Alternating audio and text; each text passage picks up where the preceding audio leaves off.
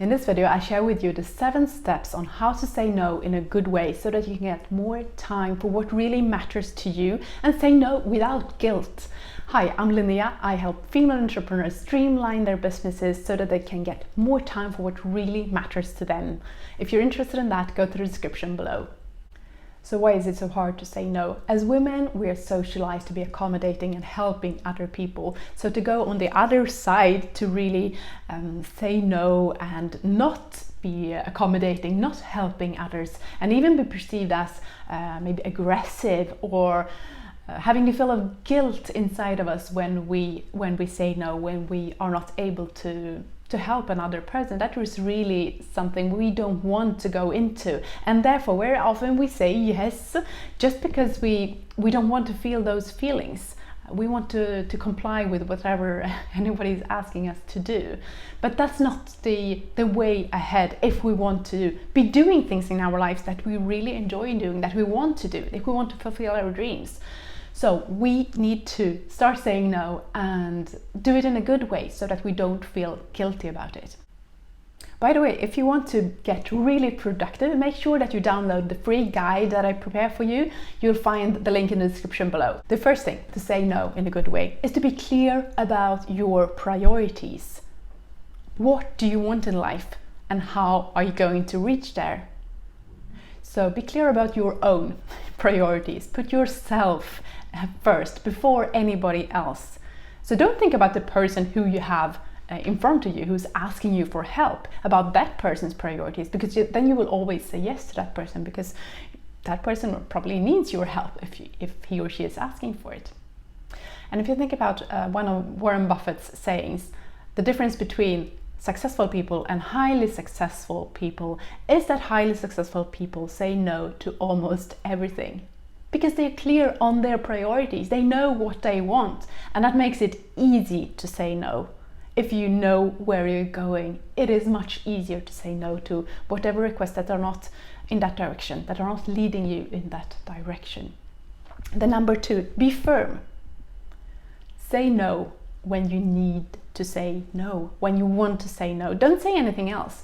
And don't let the other person kind of try and convince you to saying yes, even if it might feel uncomfortable. Don't give in.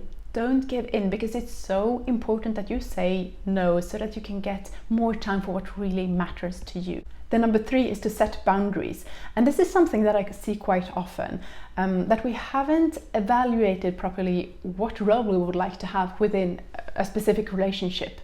And I would say that in all positive and good relationships, we have the possibility to say no, not always, help the other person out. So if you look into that and what really you would like the relationship to be in the future, you will see very often that the relationship is solid enough to really withstand a no. And the number 4 is to be ready to throw the question back at the person who asks you for help. And this is really valid for work situations. So if it's a coworker or if it's especially if it's your boss who is asking you to do something, you quickly evaluate whether that thing would be possible to do it within a certain time frame, and then you throw it back. So, okay, I'm fine with doing ABC, but that would mean that I cannot complete it within a month, but it will take 2 months. Or I'm fine with doing this, but that means that I will not be able to complete the other task that we talked about last week, or something like that. The number 5 is be direct. Don't beat around the bush. Just go ahead and say no, I'm not able to make this happen, I'm sorry. Don't provide long explanations unless you feel that you need to say something. Sometimes you need to add a few words about it, but don't go into long explanations, which leads us to the number 6, which is the be concise and assertive. So the less, the better.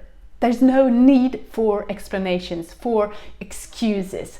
That will just lead the other, or open up for the other person to to give you reasons for why you should be able to do this. If you explain, the more explain, the more probable it is that the other person will actually find a reason that, yeah, you could actually do it next week, because you said that you're busy this week, but you could do it next week. So don't do that. And another thing which is good to include, is to say, I will let you know when I will be able to, or if I will be able to, so that you kind of you shut that door as well.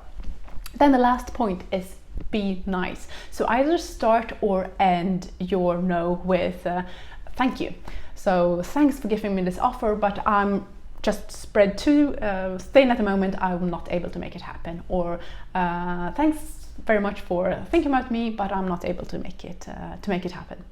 Let me know in the comments below, when was the last time that you didn't feel like saying no, but you did it anyway? I would love to hear that. And if you haven't already subscribed to my channel, please do that, and make sure that you enable the notifications so that you will get notified each time that I release a new video about how to get more time for what you really want in your life and in your business, how to streamline your business, and how to get more time overall. I send you lots of love. Have a wonderful day.